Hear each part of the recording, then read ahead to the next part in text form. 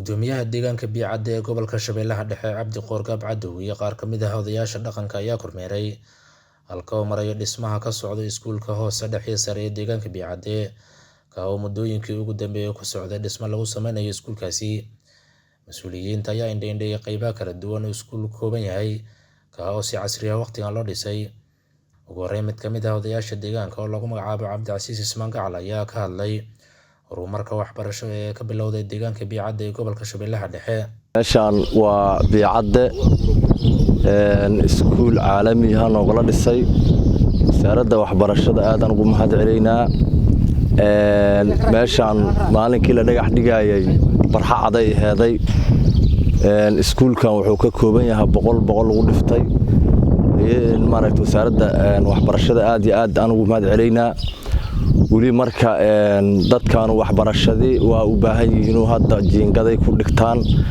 waxaan marka wasaaradda waxbarashada aan ka codsayna inay iskuulku waa noo dhistay marka ardaydii say noogu imaalaheeday waana la yaqaanaa meel haddii la dhiso xirig jaray u baahan tahay in loo xirig jaraan rabnaa ardaydina ay saas ku timaado wixii qalab oo ka maqan oo kuraas leh iyo maaragtay miisas inay hay'addu kulli waxaan dhisay guryahan dhisay qalab weymaayaan in degdeg noogu keenaan in naga daahin ilmaha jiingada ku jira oo haddii la yiraahdo Biicadde joogo oo waxbarashada u baahan ay noo soo galaan aladaasaan wasaaradda waxbarashada ka codsaynaa sanad dugsiyeedka cusub inay noogu maaragtay qayb galaan rabnaa.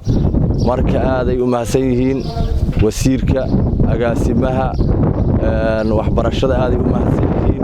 maanta ninkii iskuulkan soo galo wallaahi farxadiisa lama soo koobi karo. marka aad iyo aad aan ugu mahadceleynaa. waxaana u baahannahay in maaragtay si degdeg ah loo xirig jaro ayadoo la xirig jaray arday imaamayso marka loo xirig jaro iskoolka ardayduna saasay ku soo bilaabeen waxbarashadana haddii la yiraahdo hami badan ay ku haysaa deegaanka Biicadde. wallaahi horta alxamdulillah dawlo waa fiican tahay maamul hadduu meel yimaado waa wax badan oo qabtaa. waqtigii cadowga waddankan ay sajiriyay waxbarasho ilmuhuna ma hayn hawana looma lahayn. marka sidii noogula dhagax dhigay oo maaragtay noogula dhisay hamiyaana galay iskuguma sinine meel ay wax ku sii bartaan loo yeelay. marka aad iyo aad aan ugu mahadceleynaa inay maaragtay waxbarashada waa muhiim. waxbarashadu waa maaragtay nolosha bini'aadanka waa wax badan oo loo baahan yahay haddana waa u hami haynaa waana la keenaa insha Allah ardayda hana loo xirig jaro. ugu dambeyn gudoomiyaha deegaanka Biicadde Cabdi Qoorgaab Cadow ayaa wasaaradda waxbarashada Hirshabeelle ka codsaday inay soo dedejiso qalabaynta iskuulka deegaanka maadaama ardaydu baahi xoogan xilligan u qabaan. bismillaah tiifiga Hirshabeelle waan kaga mahadcelinaynaa booqashada iyo aan soo booqateen waa idin kaga mahadcelinaynaa maadaama aad deegaanka Biicadde aad timaadeen horana aad ugu imaan jirteen oo aad warbixino badan aad ka gooteen warbixinadii hore oo aad ugu imaan jirteen wax ka duwan aad hadda maanta aad ugu timaadeen. annaga meesha waxa waaye meesha hadda taagana waa iskuulkii weynaaye Biicadde ee sare iyo hoose dhexe ee General Maxamed Cabdi oo dib u habeyn lagu sameeyay. waxa waaye ardaydu hadda waxay ku meel gaar hadda si soo marnaa hadda meesha soo martay waxa waaye ardayda inay meel ku meel gaar ay waayo aanu sameeynay ewel oo iskuulka malayna. waxaan rajaynaynaa marka in iskuulka ay soo gudbi doonaan bilaha soo socoto in xirig jarkiisa iyo qalabayntiisa waxyaabo kala dhiman xiriga hadii laga jaran ayaga ku soo guuri doonaan.